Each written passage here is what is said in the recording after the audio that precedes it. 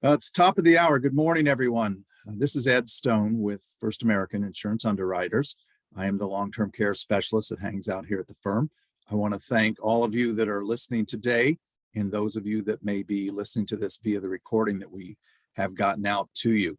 Very excited. We are in Long-Term Care Awareness Month, and this is our second of 4 in the series that we're doing. Last week, I talked about the tools that we have, how you can sell, how to have conversations with your clients to open up the whole subject of extended care planning. Today, we have a special guest I'll introduce in just a second. Next week on Wednesday, the 16th at the same time in Bat Channel, you'll be able to learn everything you want to learn about underwriting. I'm going to have some of our good friends from Mutual of Omaha on their underwriting team to join us and help get you guys away from making mistakes out in the field that come back to haunt you when the underwriters don't want to help you. So tune in for that one next week, Wednesday the 16th, same time.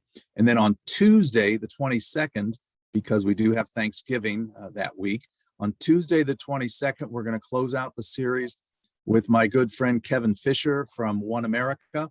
And Kevin is Regional Sales Director. He and I are going to talk about how hybrid, linked benefit, asset-based, whatever you're comfortable saying, how those products fit into the mix when you have a client that, is perhaps looking for a little different way to take care of this problem. So please join us. We'll have all these in the archives so that you'll be able to get the links and listen to them over and over and over again. I'm sure everybody wants to do that.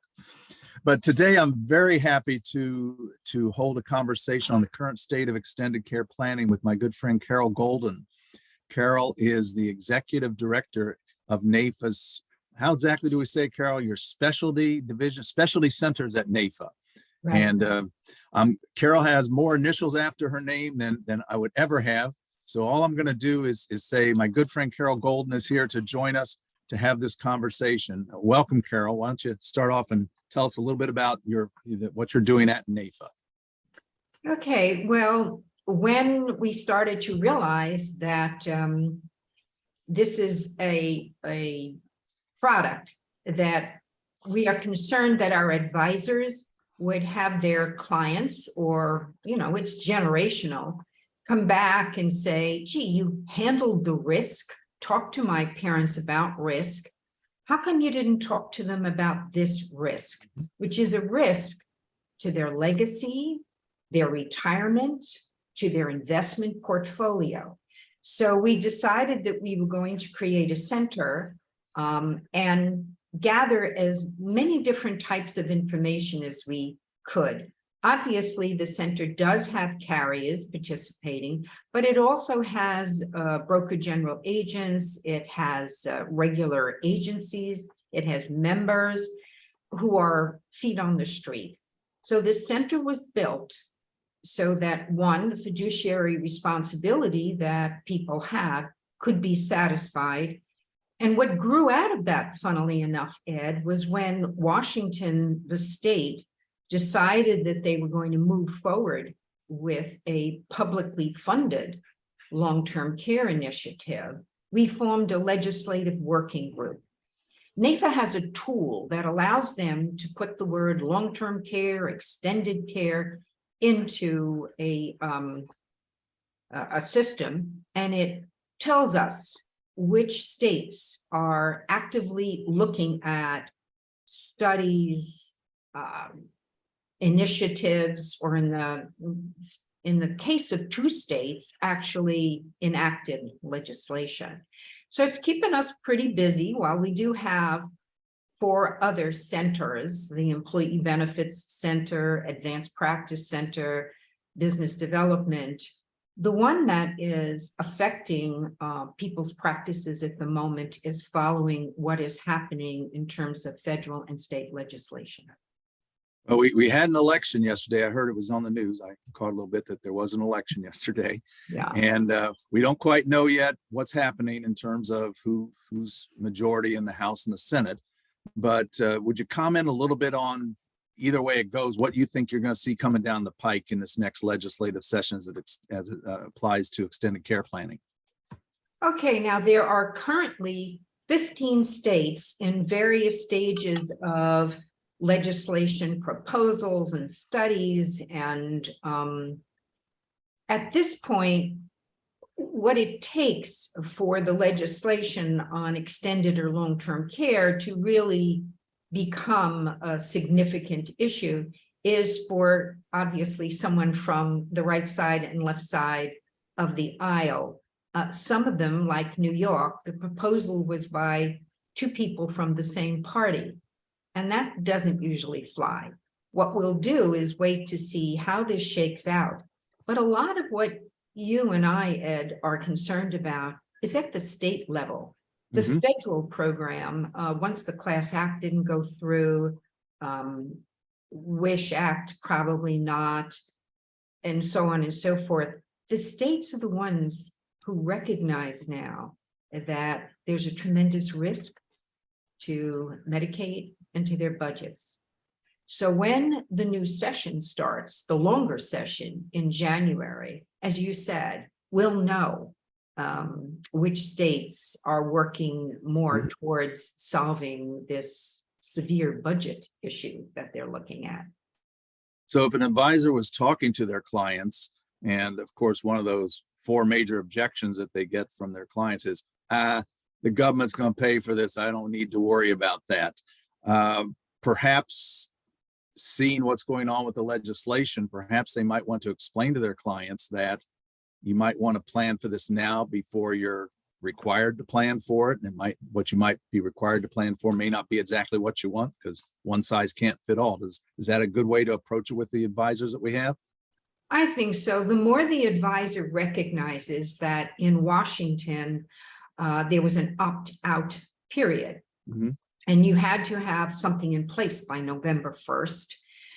And if you didn't, you were going to have your salary garnished. Now, there is a lot of issues in Washington, and Governor Inslee did postpone the kickoff of the program because there are a lot of open issues, some of them major: portability, coordination of benefits. 5 carriers are looking at creating a supplemental product to WACAS because they recognize that $36,500 may not go very far. And people who are, let's say in their 40s are going to pay into this until their retirement age. Yeah. So what we want to do is have advisors show options. Here's the private, maybe traditional hybrid product for those who aren't so insurable. Maybe since you don't want to be embarrassed with the client, you talk about short-term care or reverse mortgage. There's a lot of different ways that you can discuss with them. But the fact is, you have discussed the risk with them. And whether you bring up Washington or whether you bring up California, the 5 options in California, none of them have an opt-out period.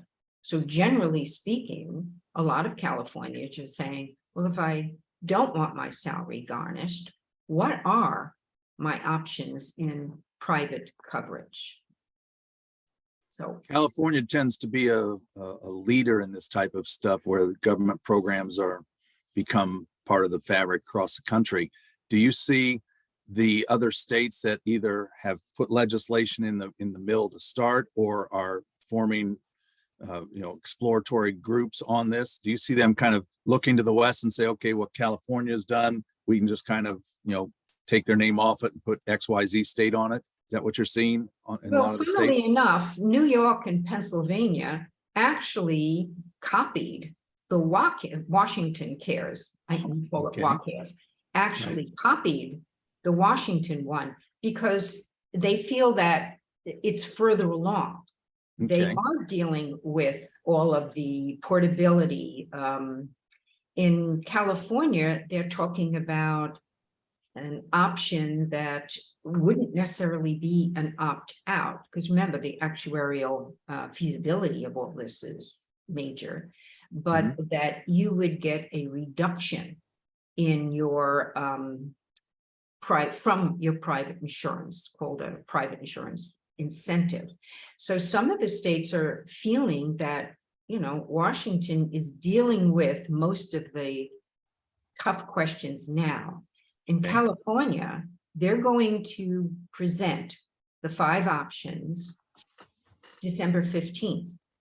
But then the actuaries have 1 year to examine how to be sure that it'll be feasible. I mean, it's 5 times larger than the state of Washington. If we learned anything from the federal program way back when, where it's a guaranteed, line them up, sign them up type situation during that open enrollment, my recollection, correct me if I'm wrong, my recollection was that I was with one of the carriers that was involved with that at the time, that all they got was a lot of adverse selection. Is there going to be any underwriting criteria for any of these state programs that you see? Or is it going to be, line them up, sign them up?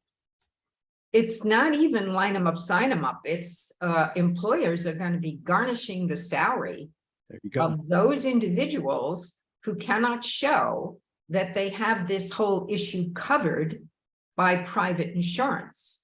So to avoid what happened in Washington, where they are concerned about adverse selection, California is not looking to exempt people. I mean, if you have now something to say, but it's not just California, Ed, it's all states. I mean, Maine has the largest elderly population of any of our states, and they defeated the bill. Yeah. So it's going to be interesting over the next year or so to watch these programs. But what I take away from this conversation for those agents, advisors that are listening, is you have an opportunity now, an excuse for lack of better words, to have this conversation with your clients, because you can say, look, this is such an important topic that, the state governments all over the country are looking at this. So why don't we get in place what you need now, so you're not beholden or, something that's forced upon you? Is that a very good way to have your advisors talk about this? Would you recommend something like that? Well, I think we want to focus on the client. If you're doing their investments or if you've done their insurance, I think you want to say to them, I don't know if you're aware, but there is a public move towards making sure that your long-term care or extended care needs are covered. So I think we just need to know that I am concerned. You're my client. We have worked together to build something, and this could be risky. So I think most clients would be grateful to have it brought up in terms of, this is what I do with you, and this is the concern I have for you. Some of them will say, I'm not worried. Others will say, the state will take care of me. But now they can say, yes, it will, but it's going to cost you. Yep. You may not get what you want either. So No. What I find very interesting, a couple of studies I've read recently, that they've surveyed people who bought long-term care insurance, and the vast majority of them said that their advisor didn't bring this to them. They had to go to their advisor. Are you seeing the same sort of thing with around the country? Not as much, because many of the broker dealers at this point are doing what you're doing, Ed. They're creating podcasts, CE classes in order to help the advisor become more aware that this is an issue that influences whatever they are doing with a client. As I've said to brokers many times, if you don't talk to your clients about it, somebody else is going to, and then you might lose the other things that you have there, because your clients are going to wonder why you didn't talk to them about this important subject. So any good news about long-term care planning is good news, because we've been ignored for so many years. Totally. At least now we're on a spotlight of, on the spotlight, and that certainly helps. A lot of agents talk to me and say, I don't want to be involved in this, Ed, because I wrote a couple of XYZ company policies years ago, and my God, my clients are getting 50, 100, they're getting these ridiculous rate increases, and it's looking bad on me. You spent some time, as I did, as we say, inside the beast, in terms of watching how the pricing is done on traditional policies. Clearly, hybrid policies have guaranteed rates, but what are you seeing carriers and the underwriters and actuaries talking about in terms of pricing stability in long-term care pricing today, be it linked benefits or even traditional plans? What are you hearing? Well, I would say that generally, and I say generally because, I mean, if you're willing to learn from mistakes in the past, some newer products are actually being created in response to advisors saying, well, I don't want to talk about rate increases. It's very painful. And we understand that.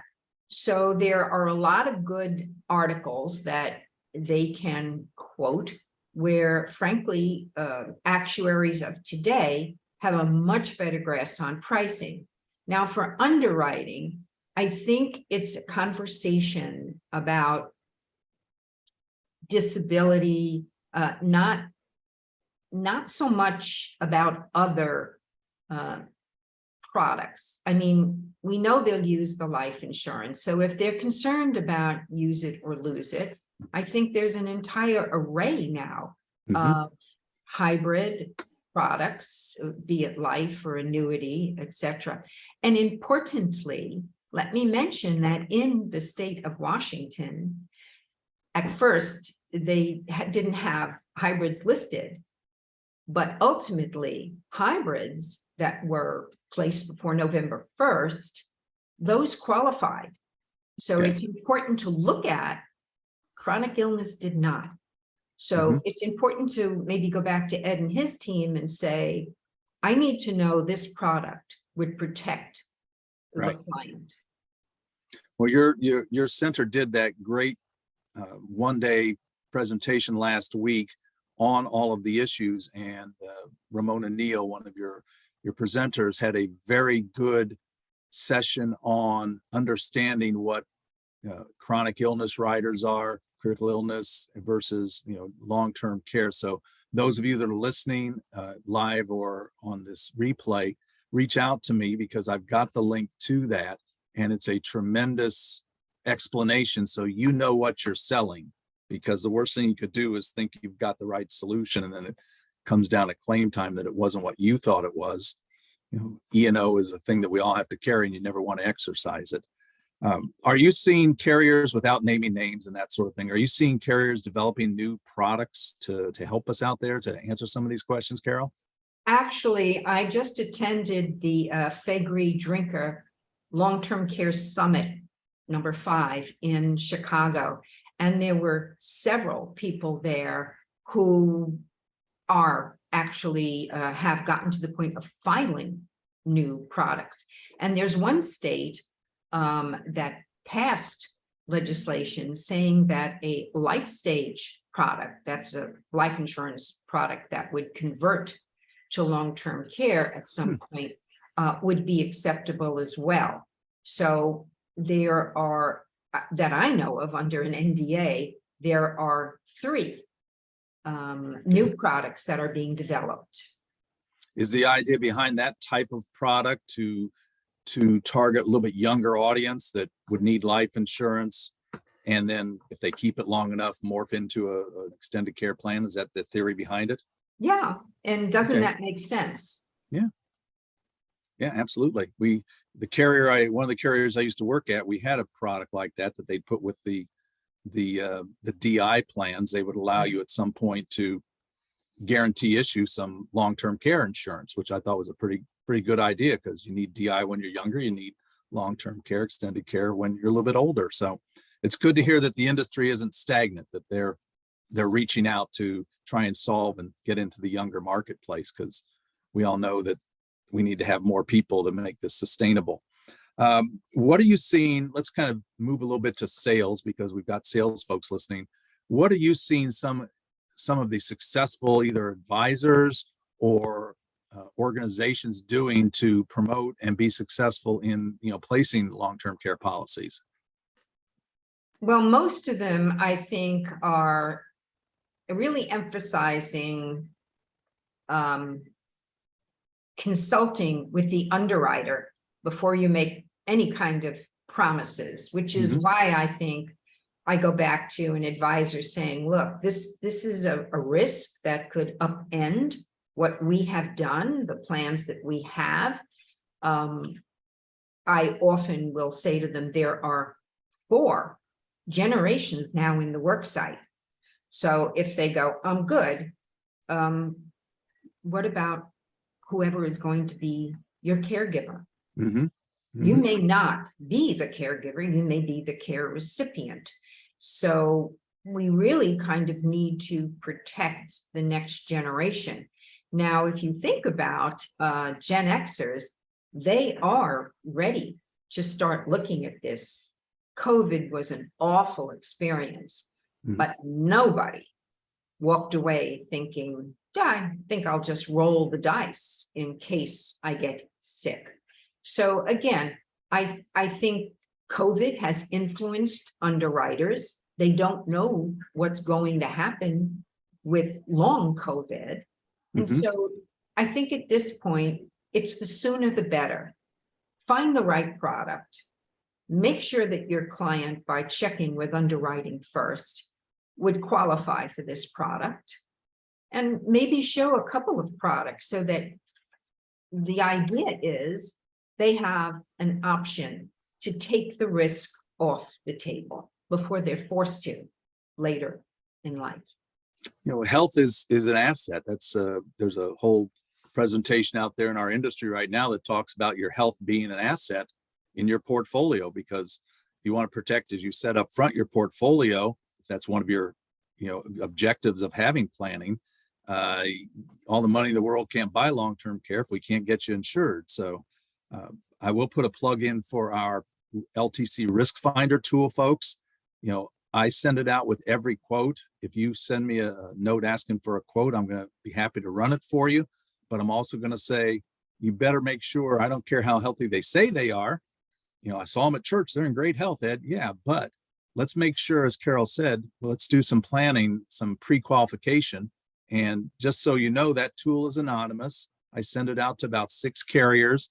On a slow day, it might take me an hour to get all 6 of them to respond. Sometimes it's within 10 minutes. So we can avoid the problems of surprises during the underwriting process if you folks will just work with us up front. That's the value add of having some specialists at First American that can help you guys. Carol, I know that you're a published author, and I would be remiss if I didn't have an opportunity to plug what you've written here. So on the next page here, if I can get my machine to work, there we go. Tell us about these 2 books that you've written, Carol. I think the folks listening will be very interested in getting their hands on these to as a tool. So talk about the 2 different books that you've created.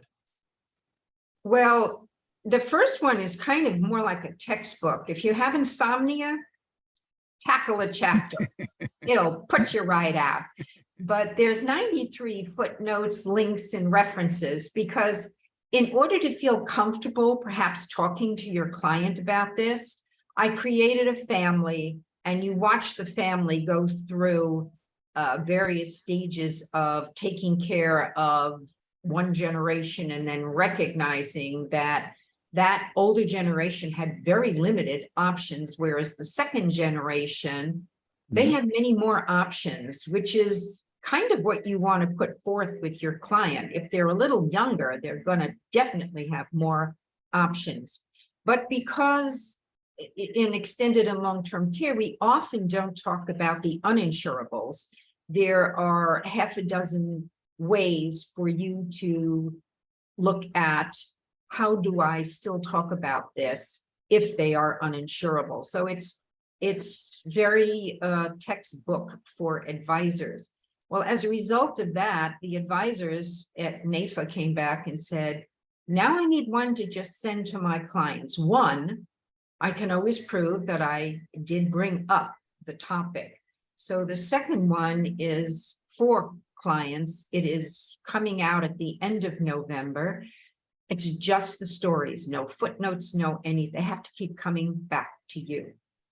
Okay, super. So the best advisor is an educated advisor, and the best clients are educated clients. kind of going back to that commercial used to be on TV a long time ago Right. from the company. The caringconversation.com, is that where they can learn more about the books and also how NAIFA's working in this marketplace? Is that what that is? Right, and there's quite a few recordings. Ed and I have a mutual friend who handles my website, and this afternoon he'll be posting podcasts like this, because you need to figure out for yourself, how should I approach the client? Is their family going to look to me like, you were their advisor, you're their agent, and you didn't even bring it up? It's also available by title on Amazon and a half a dozen other spots. Well, I've always said to advisors that to have this conversation, you got to believe in what you're talking about. So hopefully those of you that are listening, unless you are medically unable or too young, in your 20s or whatever, you need to own what you sell. So your first sale should be to yourself and your spouse or partner, so that when you're talking to these clients and they say, well, that sounds good, I never thought of it this way, I'm glad we're having this conversation. By the way, what solution do you have in place? And if you don't have a solution that you can point to, you got a credibility challenge to overcome. Well, why don't you have it then if it's so good? Well, if you're uninsurable, that's understandable. But if you're of the age and you're trying to convince me to do it, you might want to have something in place. Doesn't have to be, the Rolls Royce of policies, but have something there so your clients, you put your money where your mouth is, so to speak. So, Carol, we're coming up on the end of our time together, but, is there anything you'd like to add in terms of questions I haven't thought of? Well, I think going back to what you said about how to bring it up to the client, one of the things I mentioned in both books is ask them if they know somebody who has gone through either being a caregiver or a care recipient. There's nobody who won't tell you a story. And if you listen to the story, at the end of it, you say, but if that was you, what could you have done that would have made it a better situation? Yeah. And that at that point, you're talking about protection. Exactly. This is a subject that is for your family, not so much you, Mr. and Miss Client, Right. because you'll get your care. I've always said, they're not going to put you out on an ice floe on the Aleutian Islands. You're going to get your care. It's the impact, and having lived it myself with my mother and father in my house for 5 years, trust me, it doesn't bring families together. It tears them apart, as Carol's books obviously are titled for that very reason. So those of you that have any questions on extended care, long-term care planning, you can reach out to me here at the agency, at the firm. I'm more than happy to do joint calls with you and your clients. I also have a series of webcasts that I can do for your clients. If you've got a book of clients and you want to just present the whole issues of extended care planning, it runs about 45 minutes. I've done hundreds of them. It's not an insurance conversation. It's not a product dump. It's going through the common objections that Carol and I have been talking about and showing people that, planning is the operative word. And then we're obviously putting them back to you to work with them on the specific plan. So we appreciate the business that you're giving us here at First American Insurance Underwriters in the extended care. We also do DI, we also do annuities, we also do some life insurance now and then as well. So feel free, everybody, to reach out to me. Carol, my friend, I appreciate you taking a half an hour out of your busy day.